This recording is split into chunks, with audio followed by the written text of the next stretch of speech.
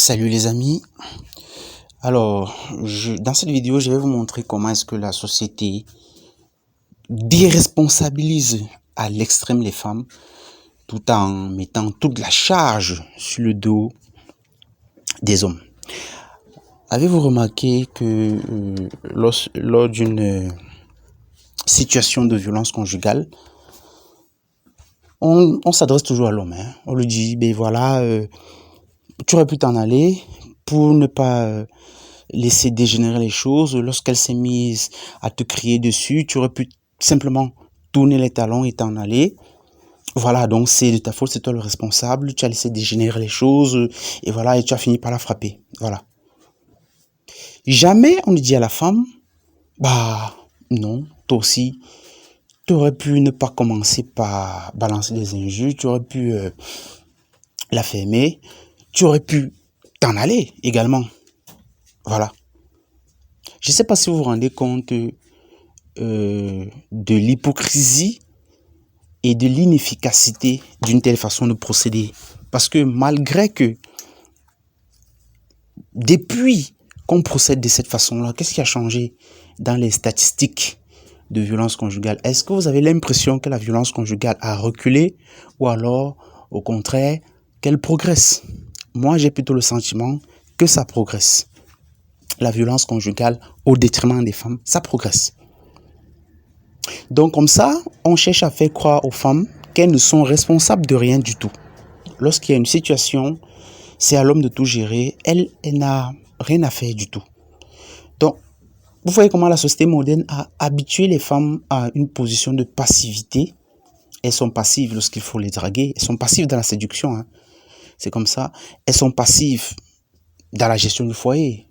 Voilà, elles ne contribuent pas, elles ne doivent pas contribuer, etc. Les 50-50 et tout ça, c'est pour les mauvais hommes, quoi. Hein? Les hommes incapables, voilà. Elles sont pas responsables lorsqu'ils... elles sont également passives, je vous l'ai dit, lorsqu'il s'agit de la gestion de leurs émotions.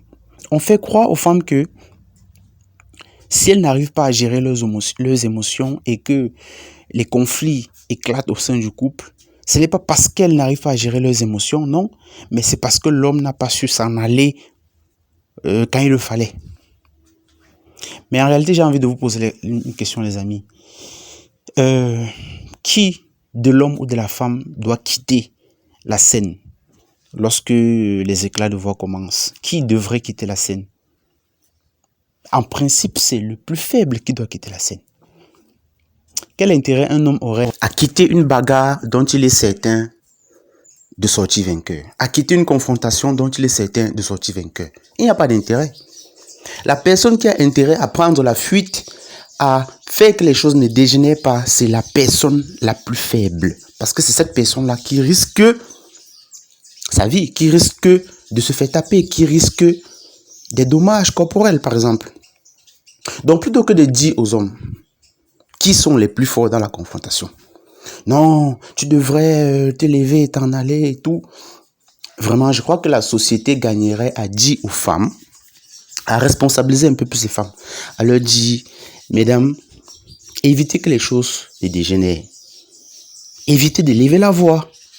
Évitez de crier sur votre mec. Et surtout, lorsque les éclats de voix commencent déjà, allez-vous-en. Parce que peu importe le dispositif législatif qui est mis en place pour sanctionner les atteintes contre les femmes et tout ça, les féminicides, etc. Avant que ce dispositif légal n'entre en jeu, la femme en question aura déjà payé le prix, parfois le prix fort, de sa vie dans la confrontation. Essayons des méthodes qui marchent, des méthodes pragmatiques.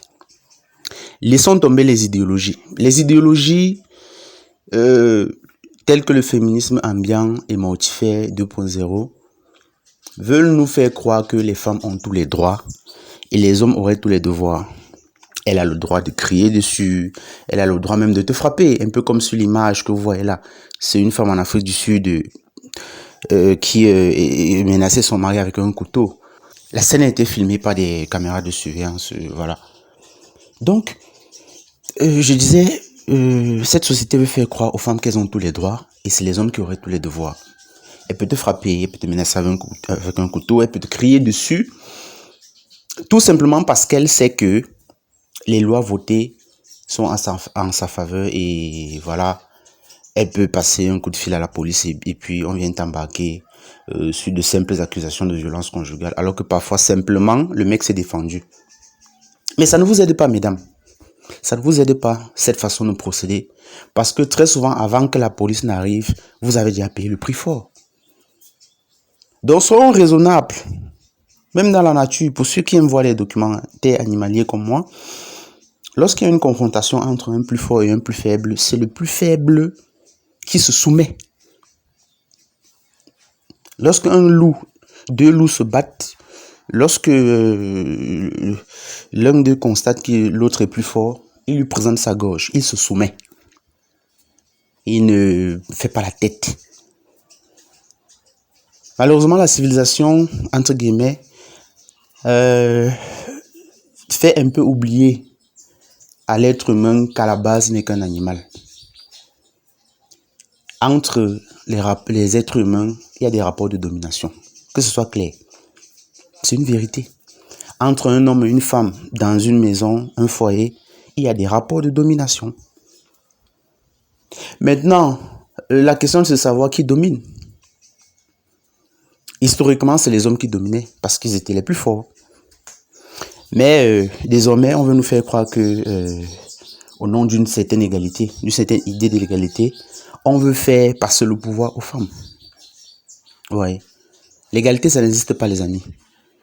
Lorsqu'il y a déjà plus d'une personne impliquée, il n'y a pas d'égalité possible. Il y a l'une de ces personnes qui va dominer sur l'autre. C'est comme ça. C'est comme ça. C'est la loi cruelle de la nature. Donc, demandez aux femmes, conseillez à vos filles de fuir lorsque la situation dégénère. De ne pas lever la voix sur les hommes. Parce que ça pourrait faire dégénérer la situation. Et lorsqu'elles sentent que la situation va dégénérer, elles sortent, elles fuient, elles s'en vont même chez le voisin. Je crois que comme ça, les féminicides et tout ça vont baisser. Dites-moi ce que vous en pensez, les amis. Allez, ciao.